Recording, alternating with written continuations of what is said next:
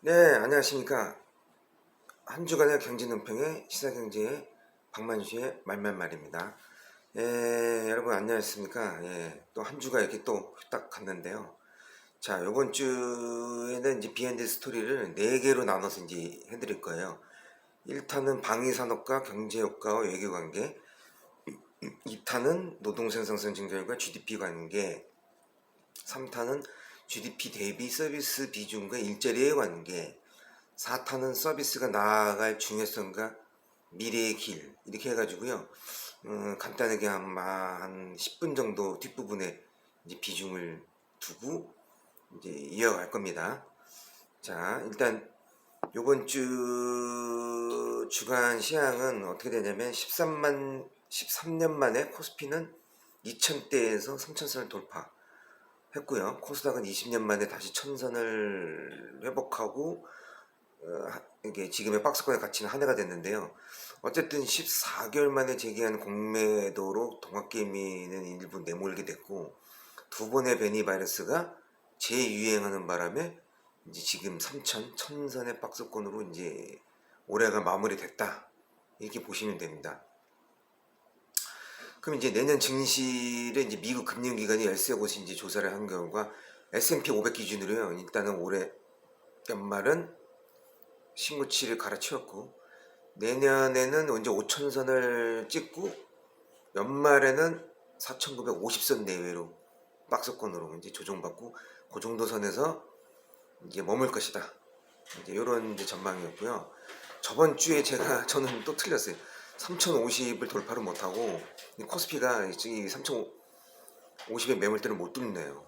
그래서 대신 코스닥은 1,040포인트에 근접을 했어요. 그래서 이번 후자는 맞췄습니다. 그래가지고 제가 이제 다음 주를 예상을 해볼게요. 다음 주는 코스피는 3,050 매물대를 못 깨요. 못 깨는 걸로 하고 디커플링으로 코스닥만 1,050포인트를 돌파한다. 1,050포인트 넘으면 내가 맞히는 겁니다. 이번에 코스닥도 돌파하지 못하면 틀린 거고요. 또 3,050을 못 깨면 내가 맞히는 거고 3,050을 깨면 제가 틀린 겁니다. 자, 어쨌든 이렇게 저는 따로 놀 걸로 저는 예상합니다. 왜냐, 역대 20년 동안 평균이 1월 달에 코스닥이 4%대였고 코스피가 1%대였거든요. 그래서 저는 디커플리 현상을 예상하고 있습니다. 자, 이제 월요일날로 넘어가서 월요일날에 소상공 지원금 개시가 최대 100만원으로 이제 예시됐고요. 오미크론 확산으로 전세계 항공기가 7천여 편이 결항이 됐어요. 그리고 6대 기업 총수 간담회가 있었고, 그 다음에 여기서 이제 약속을 18만 개 일자리를 약속했는데 그건 모르겠고, 지킬지 안 지킬지 그거 뭐 전경련이 알아서 하는 거고, 그 다음에 이란 핵협상 비인에서 회담에 개최했는데요. 이란이 작년에 인공위성 궤도에 진입 성공한 거 아십니까? 뭐 이번에 노란우 응축 60% 이상으로 안 하겠다고 그러는데, 저는 얘네도 우주 발사체를 올해 안으로 이제 개발 계획이 있는 걸로 알고 있거든요.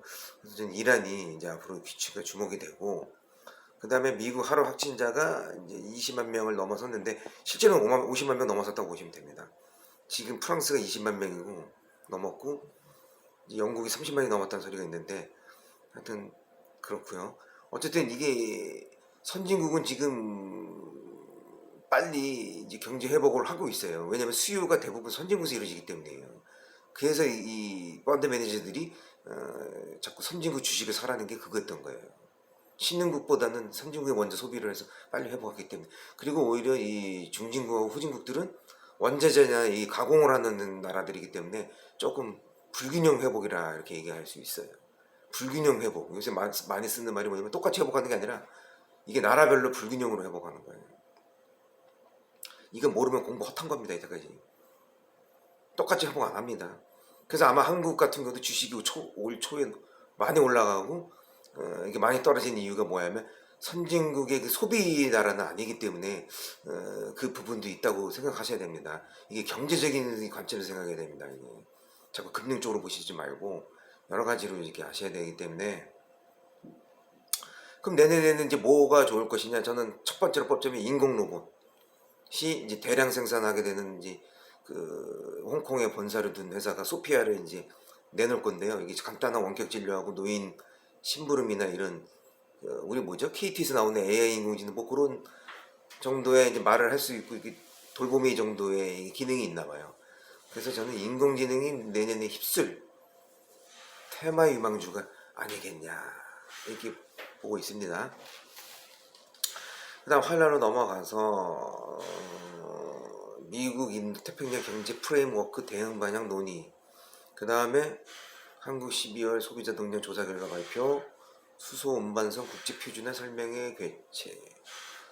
근데 어쨌든 CG에 대한 통론에 노조가 1,700명이 무기한 총파업을 한대요. 노조를 인정 안 해준다 그래가지고 얘네들이 CG하고 지금 줄다리기 하고 있는 것 같습니다. 그래서 연말 연시에 택배가 한 하루 이틀 정도 아니면 길게는 아예 안 하는 데도 있습니다. 지방에는 일부. 그걸 아셔야 되겠고, 그 다음에 여기 또 있는데 저는 지금 여기에도 좀 알아야 되는 게 뭐냐면 이제 폐기물이 요새 계속 나오는데 이 러시아나 영국 같은 경우는 전자 폐기물이 1인당 10kg로 알고 있어요. 이게 1인당 10kg, 그러니까 예를 들어서 한 100kg 정도를 쓰면은 10분의 1 정도가 10kg 정도인데 여기 철, 구리, 알루미늄, 금하고 히토류가 포함되어 있기 때문에 나는 금 모으기 운동 말고 이런 거 전자 폐기물 같은 경우에서 나오는 이거를 이런 걸 모으기 운동하는 게 어떤가. 우리나라 원자재 광산 회사가 적지 않습니까? 이게 이쪽을 많이 중국처럼 1대1 무역해가지고 쟤네는 60개국에 이제 원자재 광산에다 확보를 했는데 한국이 이런 걸 안 해요. 민간 기업들이 이 원자재도 확보를 하는 이 광산 기업도 사고 이래야 되는데 인수합병을 빨리 하는 게 편해요. 존나 개발하고 해봤자 시간이 너무 많이 걸린다고요. 그래서 이런 것도 감안을 하셔야 된다 이 얘기를 드리고 싶고, 그 다음에 이제 유럽 가스 가격이 연초 대비 800%까지 올랐어요. 그래서 지금 나라별로 이제 완전히 갈렸는데 이제 이게 일종의 뭐냐면 영국하고 네덜란드하고 폴란드는 대형 소형 원전계, 이게 뭐냐면 대형 옛날 원전도 하고 소형 SMR도 같이 하는 시기고, 독일하고 벨기에는 그게 없다. 우리는 완전 탈원전이기 때문에 더 강력한 신재생 에너지로 가겠다는 시기입니다. 이게 달라요 나라별로. 어쨌든 한국도 감원전 정책으로 지금 이제 선회를 턴어라운드 했기 때문에 한번 다른 나라도 움직임을 한번 보시는 것도 좋고, 또 미국 연방제조업 지수 발표를 했고 연간 소비자 물가 동향, 물가 지수 또 이런 것도 한번 봐야 되고, 예를 들어서 영국 싱크탱크는 한국의 경제를 GDP가 2020년 1조 7천억 달러에서 2030년에는 3조 5천억 달러로 세계 7위가 될 걸로 전망하고 있습니다. 좋네요. 아마 여기 세계 7위 되는 이유가 저것 때문일 것 같습니다. 저는 신재생, 이 감원전, 뭐 2차전지, 전기차, 제약바이오 이런 식으로 해가지고 아마 우리나라 성장을 견인하지 않을까. 어쨌든 올해 우리나라 6,500억 달러 정도로 수출이 사상 최대치를 기록한 걸로 됐고, 더 좋은 게 하나 얘기해 드리자면 가을서부터 우리나라가 이제 산업 투자가 설비가 올라갔다는 거예요. 그래서 생산력이 지금 플러스 한 3% 4%대로 지금 계속 증가하고 있다는 게 이게 아주 좋은 소식입니다. 이런 건 왜 방송들 안 하는지 모르겠어요. 저 새끼들이 진짜 경제방송 하는 놈들인지 아닌지. 이런 좋은 것도 얘기해주고 나쁜 것도 얘기해주고 뭐 이렇게 같이 하는 거지. 맨날 그 앵무새처럼 맨날 갖다 베껴서 그냥 얘기하는 게 뭐 재밌습니까? 그 다음에 이제 수요일 날 가서 화이자 치료제가 이제 요번 주에 다 승인이 됐는데요. 두 가지가 머크사하고 이게 항바이러스 2정하고 면역결핍 바이러스 한정으로 구성되어 있는 거예요. 이게 3알씩 5일을 먹으라는 소리인데요. 근데 여기서 중요한 게 지침을 발표했죠. 같이 복용하면 안 된다는 28가지 지침서를 내려왔는데요. 뭐냐면 항우울제, 엘라빌, 노르프라민 같은 경우, 페르토프레인 같은 경우, 아다핀 이런 거 먹으면 안 됩니다. 콜레스테롤을 줄일 수 있는 스타틴 계열 고지혈 약물이라고 하는데 이것도 먹으면 안 되고요. 혈액 희석제 등 해가지고 찾아보세요. 인터넷 치면 28가지 딱 표가 나와 있어요. 그거 같이 먹으면 위험합니다, 여러분. 찾아보시고요. 그다음 목요일로 넘어가서 미국 신규 실업수당 청구 건수 발표. 이게 몇 건인지 지금 제가 지금 못 봤는데 어쨌든 오늘 이거 발표했고, 한국게임 셧다운제 폐지. 이제 완전히 게임이 셧다운제를 폐지를 한 겁니다. 마이데이터 개인정보 동의 시 서비스 개시도 이제 하고요. 그다음 한국금융기관 평균 금리 산업 동향 발표를 이제 오늘 할 겁니다. 그다음에 탄소 중립을 위한 순환경제 이행계 수립. 그다음 또 하나 재미있는 게 프랑스 디지털 장관. 대만하고 프랑스는 디지털 장관이라는 게 있더라고요. 빨리 세계의 변화에 따라가야 된다 해가지고 얘네는 디지털 장관도 있고, 프랑스 같은 경우는 뭐 생동물 장관도 있어요. 뭐 동물 장관도 있답니다. 뭐 그런 쪽 환경 뭐 관련 외에 이제 그런 자리가 있더라고 하더라고요. 그 다음에 목요일날에 인공지능 로봇 원격 진료 기본 말동무까지 할 수 있는 소피아가 대량 출시가 임박했다는 소식입니다. 내년에 이제 대량 출시해가지고 이게 일부 노인들의 돌보미 서비스하고 이제 그 다 관련돼 있고요. 그래서 아까 내가 앞에 얘기한 인공 로봇이 이제 한 해를 획을 긋을 것이라고 제가 얘기를 예상했고요. 또 삼성전자가 바이오젠 이 알츠하이머 치료제 회사인데 이게 시가총액 한 52 정도, 19위 정도 하는 회사인데 50조 원으로 아마 인수한다고 이제 얘기가 나왔고요. 또 국내 상용직 5인 기업 사업체한테 이제 설문을 조사했는데 내년 1분기까지 40만 명 뽑는답니다. 그럼 대략 대기업 뽑는 것까지 합쳐서 이제 50만인데 여기서 제조합이 한 30% 정도 될 거고 나머지가 이제 서비스업들이 이제 뽑을 것으로 예상되고요. 자, 이제 이렇게 해가지고 이제 경제 증시 얘기는 끝났고 이제 1탄 방위산업과 경제업과의 외교관계에 대해서 이제 얘기해 드릴게요. 이제 우리나라 이제 방위산업이 이제 대기업과 중소기업하고 협력업체로 500개 기업이 이상이 참여하고 있는데요. 이게 약 5만 개 일자리를 창출하는 효과가 있었어요. 그래서 이게 성장 동력으로 이제 부상하고 있는데요. 세계 방산 시장이 지금 인공지능, 드론, 로봇, 항공, 우주 해가지고 4차 혁명과 지금 같이 변화하고 있어요. 미국 같은 경우는 우리나라에 비해서 우리나라는 600건의 기술을 지금 이전했거든요. 민간 이전에. 근데 미국은 이거보다 훨씬 많아요. 수십 배예요, 우리나라보다. 그리고 지난 40조 원 정도의 국방과학연구소의 이 R&D 투자 비용으로 440조 11배 정도의 경제 효과를 야기시켰습니다.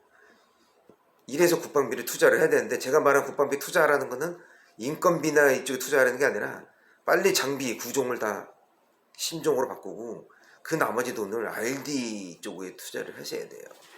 이러면 같이 나중에 이제 우리나라 산업 발전하고 같이 연계돼서 아주 유리해집니다. 이것도 하나의 경제 효과예요. 그래서 이제 예를 들자면 이제 만약에 이제 전쟁 예를 들면은 전쟁이 일어나면 안 되지만 만약 대만에서 발발하면 한국은 존중 중이라 미국은 한국에 요청할 명분이 없어요. 외교상에. 내가 찾아봤어요. 그래서 그쪽에 우리 영토도 없어요. 일본하고 베트남하고 필리핀 섬이 있어요. 거기 호주나 뭐 이런 애들은 관련이 있기 때문에 지금 오스카 거기 동맹에 포함되어 있는 거고 한국은 하나도 없어요. 거기 섬이 있으면 우리도 포함하면 좋은데 굳이 거기까지 낄 필요는 없다고 난 보고 있고, 그 다음에 일본이 변하지를 않아요. 외교가. 얘네는 전쟁이 일어나든 말든 무조건 독도 한반도 외교 스탠스나 이게 남북으로 갈려진 상태에서 참전을 안 하고 뒤에서 후방 지원하는 걸 얘네는 원해요.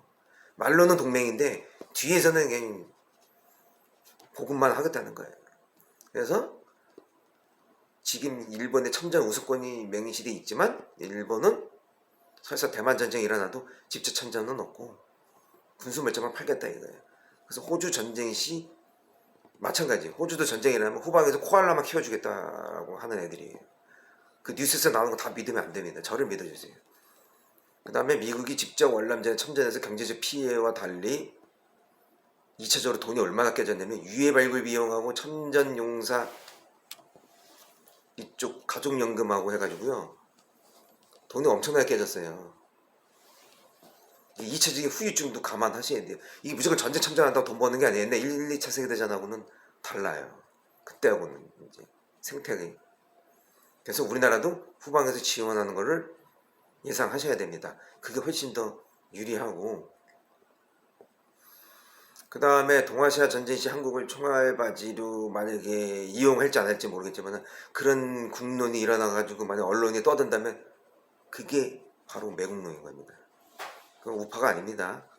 그리고 참고로 미국 같은 경우는 월남전 참전에서 달러 위상이 오히려 떨어져가지고 그 운이 좋아서 이제 사우디하고 석유 결제 동맹을 맺어서 간신히 넘긴 거예요. 그거 아니었으면 미국 지금 기축통화 지금 내놨을 거예요.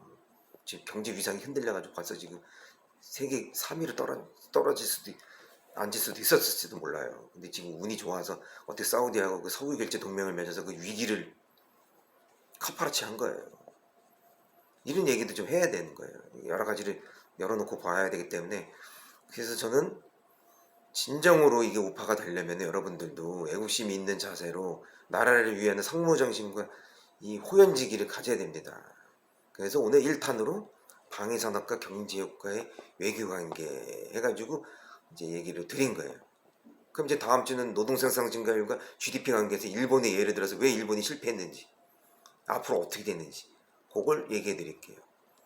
그리고 3탄은 GDP 대비 서비스 비중이 왜 중요한지 일자리 관계가 있고 왜 여기에 연구개발비를 투자해야 되는지를 후속으로 얘기하고 그 다음에 이제 그 다음 주가 이제 서비스 산업의 중요성과 비중 나아갈 길 여기에서 또 제가 재밌는 또 한 건수를 얘기해 드리겠습니다. 자 여러분 어땠습니까? 박만주의 시사경제 말말말이었습니다.